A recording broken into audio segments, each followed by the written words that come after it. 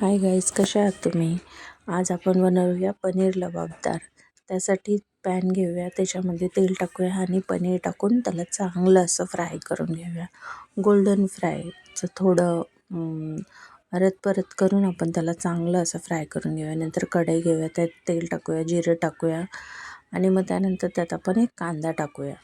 कांदा असा बारीक चिरून टाकायचा आणि ह्या साईडला आपण टमॅटो आणि काजूची एक पेस्ट तयार करूया, छान अशी पेस्ट तयार करूया.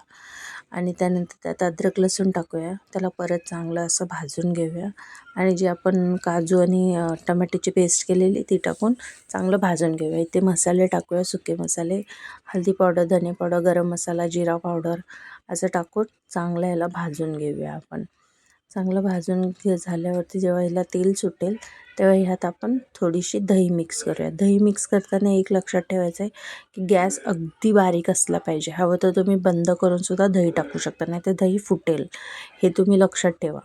आणि मग चांगलं असं भाजून झालं, दहीला सुद्धा तेल सुटलं की आपण त्यात थोडं मीठ ॲड करूया. आणि मग त्यात मी थोडीशी क्रीम टाकलेली, कारण हे लबाबदार आहे ना, म्हणून ह्याच्यात क्रीम टाकली. आणि त्यानंतर चांगलं ह्याला असं भाजून घ्यायचं, म्हणजे क्रीम आणि मसाला सगळं एकजीव व्हायला पाहिजे. मग ह्याच्यामध्ये कोथिंबीर टाकायची आणि नंतर थोडंसं गरम पाणी टाकायचं. तुम्हाला जितकं पातळ हवं किंवा सुकं हवं असेल तरी चालेल. पाणी टाकायची. पाणीला थोडीशी उकळी आली की ह्याच्यामध्ये आपण पनीर टाकून देऊया, जे फ्राय केलेलं पनीर होतं ना ते. आणि त्यानंतर थोडी एक उकळी काढायची. खाण्यासाठी रेडी आहे पनीर लबाबदार. ट्राय करा. Thank you for watching. बाय.